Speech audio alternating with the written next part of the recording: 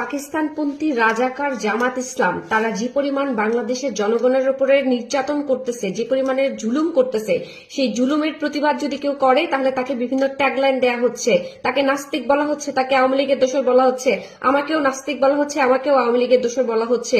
আমি প্রতিবাদ করার ফলে যদি আমাকে এইসব ট্যাগলাইন শুনতে হয় তাহলে আমি মেনেই নিলাম আমি একজন নাস্তিক, আমি শুধু আওয়ামী লীগের দোসর না, আমি আওয়ামী লীগই করি, সেটাও মেনে নিলাম। আমি তাদেরকে বলবো, আমি বাংলাদেশের সমস্ত মানুষকে বলবো, আপনারা সবাই এই জামাত ইসলামের বিরুদ্ধে রুখে দাঁড়ান। আদারওয়াইজ যারা যারা আপনারা মাঠে নামবেন না এবং জামাত ইসলামের বিরুদ্ধে দাঁড়াবেন না, তারা সবাই নাস্তিক। জামাত ইসলাম জঘন্য কাজ করতেছে বাংলাদেশে, প্রত্যেকটা মানুষকে ধরে ধরে নির্যাতন করতেছে, জুলুম করতেছে। এই জুলুম সহ্য করার মতো না। তারা পাকিস্তানি, তারা হচ্ছে রাজাকার, তাদেরকে কোনোভাবে বাংলাদেশে ঠাঁই দেওয়া যাবে না এবং সবাইকে এই ব্যাপারে অবশ্যই সচেতন হইতে হবে এবং সবাইকে এই ব্যাপারে রাজপথে নামতে হবে। এদের চিহ্ন পর্যন্ত আমাদের দেশে রাখা যাবে না। এরা নাস্তিক, জামাতের আমির নাস্তিক, জামাত শিবির যারা করে সবাই নাস্তিক। জামাত প্রচন্ড রকমের পাকিস্তানপন্থী একটা দল, এই দলকে নিশ্চিহ্ন করে দিতে হবে বাংলাদেশ থেকে। আচ্ছা, বলা হচ্ছে আমি নাকি দাড়ি টুপি দেখলেই তাদেরকে জামাত মনে করি, কিন্তু আমার প্রশ্ন হচ্ছে যারা হচ্ছে দাড়ি টুপি পরে তারাই কেন গালাগালি করে, তাদেরই কেন গায়ে লাগে, তারাই কেন হচ্ছে এই অরাজকতা সৃষ্টি করছে। আর যখন ধরা হয় যে এই তুমি এই কাজটা করলে কেন, তখন তারা কেন বলে আমরা তো জামাত করি। তাহলে আমি যে জামাতকে নিয়ে কথা বলছি, আমার ভুলটা কোথায়, আমি কি ভুল করেছি? আর একটা কথা স্পষ্ট করতে চাই, যারা এই যে আমি জামাতকে নিয়ে কথা বলছি এবং এনসিপি কে নিয়ে কথা বলছি, এনসিপি যে দুর্নীতিগ্রস্ত সেটা আমি স্বচক্ষে দেখেছি, সেটার চক্ষুর সাক্ষী আমি। আর জামাত যা কিছু করছে এটার সমস্ত জাতি দেখছে। এখন কথা হচ্ছে আমি বিএনপি কে নিয়ে কথা কেন বলছি না। বিএনপি কে নিয়ে কথা এই কারণে বলছি না কারণ বিএনপি সম্পর্কে আমি কিছু জানি না, বিএনপির মধ্যে আমি নাই, বিএনপির সাথে আমি কখনো যুক্ত ছিলাম না, বিএনপির কাউকে আমি চিনি না।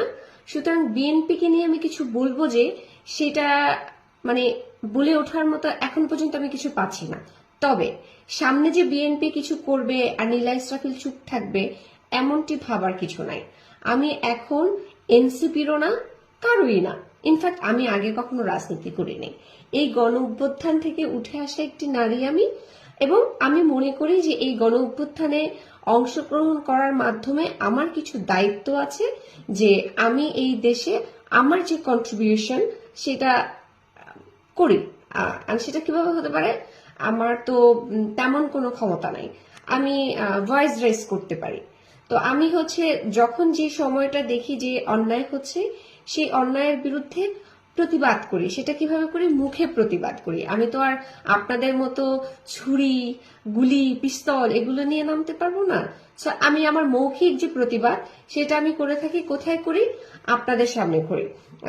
যেমন হচ্ছে গণমাধ্যমের সামনে এখন আমি যেহেতু যাচ্ছি না, তো আমি আমার যে ফেসবুক আছে সেই ফেসবুকের থ্রুতে আমি সোশ্যাল মিডিয়াতে প্রতিবাদ জানাই।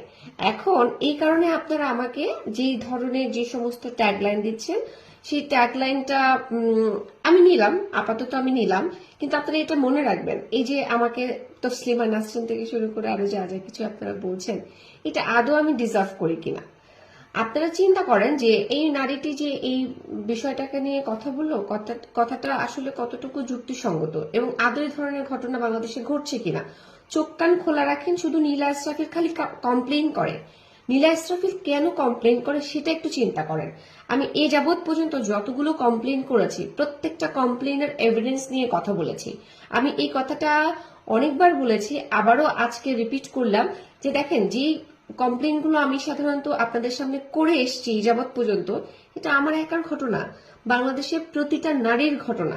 প্রত্যেকটা নারীর সাথে এই ঘটনাগুলো ঘটে, কেউ বলে কেউ বলে না, আমি বলি, এটাই হচ্ছে আমার অপরাধ। এখন আমি আপনাদের কাছে আমার ক্লারিফিকেশন দিতে আসিনি। আপনারা যারা আমাকে প্রশ্ন ছুড়েছেন যে আমি বিএনপি কে নিয়ে কথা বলছি না কেন, বিএনপি কে নিয়ে কথা বলার মতো আমার কাছে কিছু নাই। আমি বিএনপিতে কখনো বিলং করি নাই, তো আমি বিএনপি সম্পর্কে অত ভালো জানি না। আর যদি বিএনপি কে নিয়ে কোনো অন্যায় আমি দেখি, অফকোর্স আমি এটা নিয়ে কথা বলবো। আমি কোনো দলের না, আমি বাংলাদেশে, আমি একজন বাংলাদেশ, আমি একটা বাংলাদেশের নারী। সেই জায়গা থেকে আমার সচেতনতা থেকে আমি আপনাদের সাথে আমার যে অভিজ্ঞতা সেই অভিজ্ঞতা শেয়ার করছি। That's it. ভালো থাকবেন।